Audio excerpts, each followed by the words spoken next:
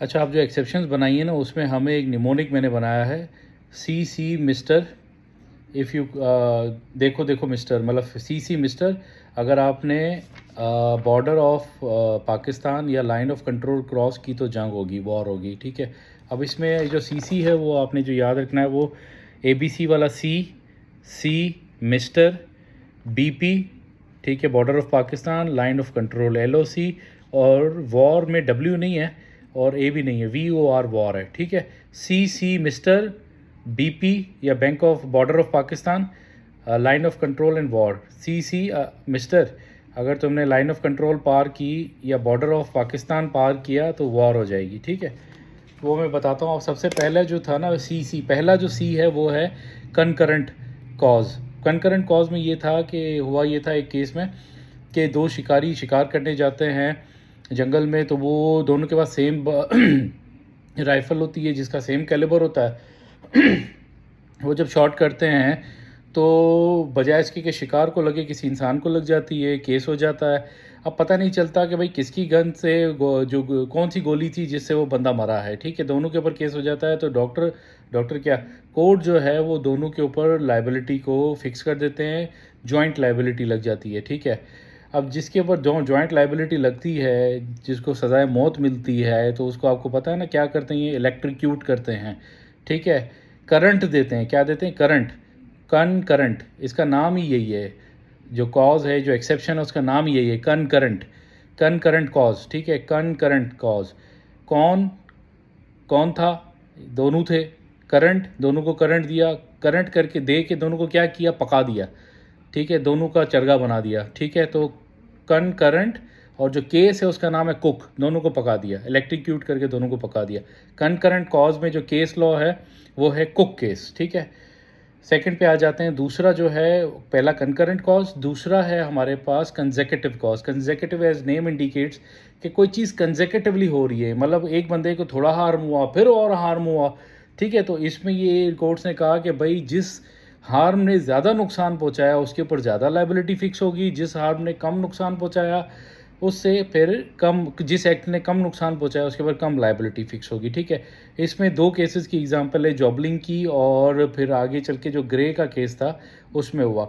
अब जो पहला कंकरेंट वाला हमने कुक की याद की ना, जो कुक की जॉब है, कुक की जॉब मिली है उसको कंसेक्यूटिव के केस में, जॉबलिंग, कुक ऊपर, कंकरेंट के केस में कुक केस, कुक की फिर नीचे क्या मिली है, जॉब मिली है, तो इसलिए जॉबलिंग है कंसेक्यूटिव में, ठीक है। जॉब क्यों आराम से मिल गई, इसलिए कि इसमें दिमाग का इतना इस्तेमाल नहीं है कुक के केस में, मतलब आपको बावर्ची लगने के लिए दिमाग का इतना इस्तेमाल नहीं करना पड़ता, ठीक है।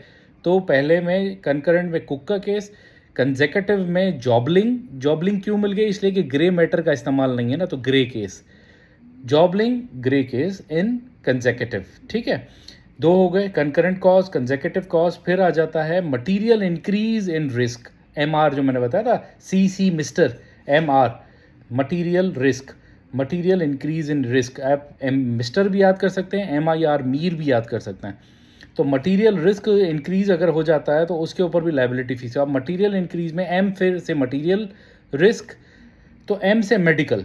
इसके अंदर चार केसेस का डिस्कशन है जो चारों के चारों मेडिकल से रिलेटेड है। दो डस्ट एलर्जी से हैं और दो जो रिलेटेड हैं, एस्बेस्टोस एक केमिकल होता है जो लंग्स को कैंसर करता है, और ये जो डस्ट है वो स्किन, ज़ाहिर डस्ट से स्किन को एलर्जी होती है, ठीक है। तो जो दो केस हैं जो आपकी चमड़ी ख़राब करते हैं, चमड़ी ख़राब करते हैं, आपको दर्द होता है। जब दर्द होता है तो आपके मुंह से अगेन क्या निकलता है, गाली निकलती है। तो यहाँ पे भी बीसी और एमसी का है। बीसी में आपका बोनिंगटन कास्टिंग का केस है, और एमसी में आपका मैक घी का केस है, घी, तेल, घी, GHEE, मज़े की बात, घी लिखा हुआ उसमें, MC घी, मैक घी। तो बी से बोनिंगटन कास्टिंग, और जो है घी में MC घी। और जो दो एस्बेस्टोस से रिलेटेड केस हैं, एस्बेस्टोस में ये था कि अब जो है वो एक बंदा था, मतलब डिफरेंट एम्प्लॉयज़ थे, उन्होंने एक फैक्ट्री में काम किया, दूसरी में काम किया, तीसरी में काम किया, मल्टीपल फैक्ट्रीज़ में काम किया। अब उनको लंग्स कैंसर हो गया एस्बेस्टोस पॉइजनिंग की वजह से। अब पता नहीं चल रहा कि भाई कौन सी फैक्ट्री की वजह से हुआ है। तो जजेस ने क्या किया, सारे के सारे फैक्ट्री ओनर्स को सेवरली जॉइंटली सबको ऊपर लाइबिलिटी फिक्स कर दी। ये इनके साथ फेयर नहीं हुआ ना, बच्चों के साथ फेयर नहीं हुआ। बच्चों के साथ ये फेयर नहीं हुआ कि यार इतनी इतनी सारी फैक्ट्रीज़ थी सबके ऊपर, तो बच्चे की जान ले ली जजेस ने। तो इस केस का जिसमें जो केस हैं वो फेयर चाइल्ड की केस है, ठीक है। जजेस ने बेचारों को पका के रख दिया, ठीक है। तो बेकर का केस है। तो जजेस ने बुरा किया, सारे के सारे फैक्ट्री ओनर्स के ऊपर लाइबिलिटी फिक्स कर दी। तो बेकर्स और फेयर चाइल्ड, ठीक है, ये 2 केसेस की एग्जांपल है इसके अंदर, ठीक है।